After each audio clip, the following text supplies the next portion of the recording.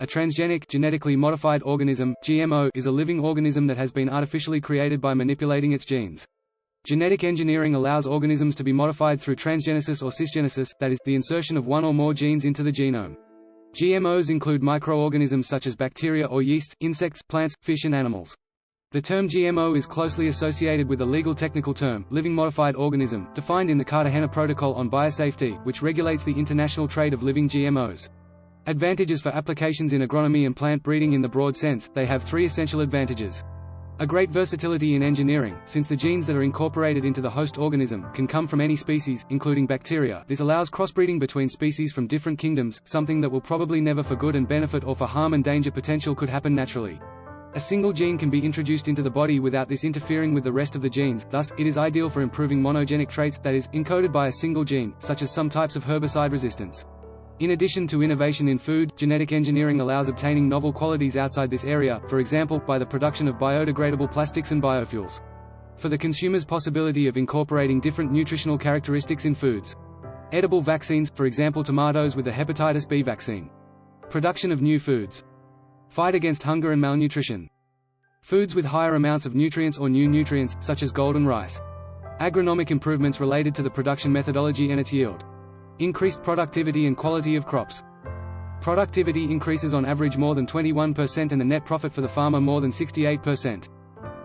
Resistance to known pests and diseases, for example, by including bacterial toxins, such as those of Bacillus thuringiensis, specific against certain families of insects, which are much more specific and less aggressive to the environment than conventional pesticides.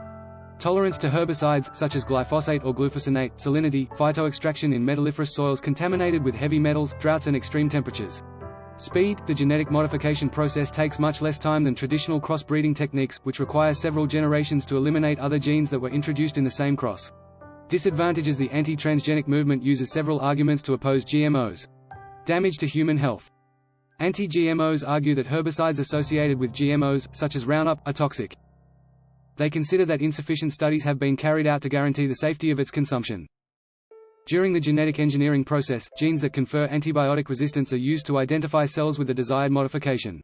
There is concern that these genes may be transferred to microorganisms, giving rise to antibiotic-resistant strains.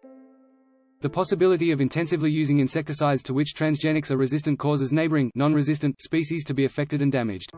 Although not observed, the anti-GM movement argues that GMOs can cause new allergies. GM cotton has been blamed for the wave of farmer suicides in India. However, this wave started before the introduction of GM cotton and a relationship has not been proven. GMOs and cancer. For the first time in the world, a GMO and a pesticide were studied for their longer-term health impact than health agencies, governments and industry had done so far. The results are alarming, he said. Gilles Eric Seralini, professor at the University of Caen and director of the research. The scientists fed 200 rats for 2 years in 3 different ways, only with transgenic NK603 maize, with NK603 transgenic maize treated with Roundup, the world's most widely used herbicide, and with non-GMO maize treated with Roundup. Both products, the NK603 maize and the herbicide, are owned by the US group Monsanto. During the investigation, the grains were part of a balanced diet, in proportions equivalent to the diet of the United States. The results reveal a much faster and more important mortality during the consumption of the two products, said Seralini, an expert in transgenics. The first GM-fed male rat dies a year earlier than the indicator, i.e., non-GM-fed rat, he noted. Tumors appear in males up to 600 days earlier, in the skin and kidneys. In the case of females, tumors in the mammary glands appear an average of 94 days earlier in females fed transgenics, the report indicates. The Food and Chemical Toxicology article, accessed by the AFP agency, also shows images of female rats with tumors larger than ping-pong balls. With a small dose of Roundup, which corresponds to the amount that can be found in Brittany, northern France during the time this product is spread, 2.5 times more breast tumors are observed, Seralini explained. These are the best tests that can be carried out before human trials, said the scientist. The American giant Monsanto and the association that brings together French cereal growers, Vegetable Biotechnological Initiatives (IBV), did not issue an opinion because they did not access the report. At the government level, the study also caused the first reactions. Stéphane Le Foll, the French Minister of Agriculture, one of the countries that is fighting within Europe to avoid cultivation with transgenics, called for much stricter approval measures for these products in the European Union. Environmental impact. It is feared that the use of GMOs resistant to herbicides will produce a side effect that farmers use a greater amount of herbicide, affecting neighboring species. Although the use of recombinants for Bacillus thuringiensis toxins is, by definition, a specific method, there are still fears that it affects beneficial species. Horizontal gene transfer to rhizosphere bacteria, although possible, is considered a remote risk. The pollen of transgenic species can fertilize conventional crops, obtaining hybrids and transforming these crops into transgenic ones. For farmers, the seeds obtained after the harvest cannot be planted by them both because it would violate the contracts they have signed and because the hybrid seeds lose vigor and, consequently, must be replaced every year. Economic impact: the GM seed market is dominated by very few multinational companies, causing a serious risk of oligopoly. This fact is aggravated by the high initial investment required to develop a new variety and the large number of legal problems that small companies face in some countries. It is important to highlight that the industries in charge of distributing transgenics are directly or indirectly in charge of the commercialization of the pesticides used during cultivation. Without the use of these pesticides, the plants have a very high probability of dying. The amount of water used for the production of these foods is usually much greater than that required in the usual process, water being a resource that is becoming scarcer every day. Some curious and important facts.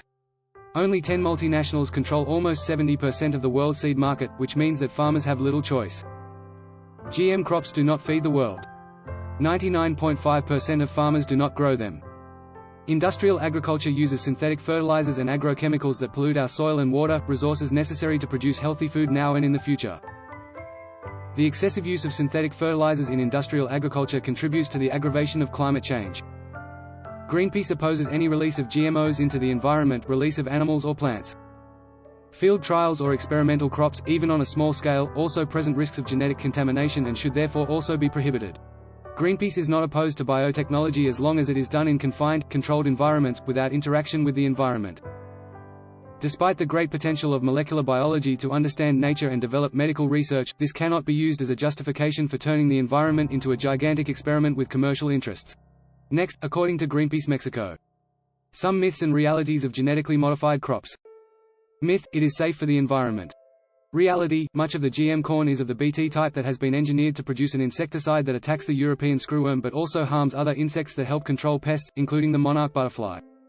This toxin accumulates in cultivated soils and therefore could affect its long-term fertility. Myth: it is safe for human food. Reality: the biotech industry has refused to make public vital information demonstrating the human health problems of consuming GM foods. Scientists have revealed that Monsanto failed to report serious negative effects, such as signs of toxicity in the internal organs of rats. Myth: it is needed to combat climate change. Reality: independent studies confirm that corn ethanol is unsustainable as a bioenergy method. The use of corn for this use raises food prices and threatens food security. The CO2 reduction is minimal due to the energy used to manufacture it. Myth: provides economic benefits. Reality: instead, companies like Monsanto offer loans to poor farmers to buy their expensive GM seeds. In the end, the peasants end up with debts and are forced to acquire more loans.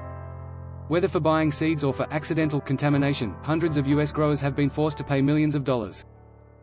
And since transgenic seeds do not have the high yields that they promised, all they do is hook producers to more expensive technological packages that are harmful to biodiversity.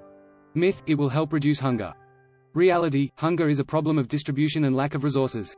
Too many people cannot access basic foods, not because there is a shortage of them, but because they do not have enough income to do so. GM seeds are not designed to solve world hunger but to produce profits for corporations. Myth: coexistence between transgenic and conventional crops is possible. Reality: GM crops contaminate conventional crops, organic crops, food and honey. When they are grown outside the laboratory, it is impossible to stop the normal course of nature, of insects, pollination or air currents. Therefore, pollution expands naturally and inevitably. If transgenic corn contaminates native corn plants, we are in danger of losing these mother plants that are the origin of all varieties of this grain, which would be a major disaster. Myth: it is impossible to stop transgenic technology. Reality: until now, most of the transgenics are cultivated in only 4 countries: the United States, Argentina, Canada, and Brazil. Other countries have opposed its cultivation. More than a decade after its inception, the biotechnological industry has not been able to impose itself, due to all the environmental, economic and health risks that it entails and because it does not solve any problem in the field. In Mexico, despite the fact that experimental plantings of transgenic corn were approved in 2009, the rejection of this technology among farmers, consumers, and independent scientists is growing. Every hour that passes, new humans are born. For some they are users, for others clients, people, problems or opportunities. For me, like any other creature, they are an earthling who shares with me the land surface of which we both have the right to enjoy. From a very optimistic point of view, I consider that the opportunity to reach equilibrium is viable and should be everyone's goal, even though I am aware that both are difficult, but not impossible. We have the most important tool that we may need to achieve this purpose, our brain. Decide to use it wisely. Be part of the solution, not of the problem. Tempus fugit.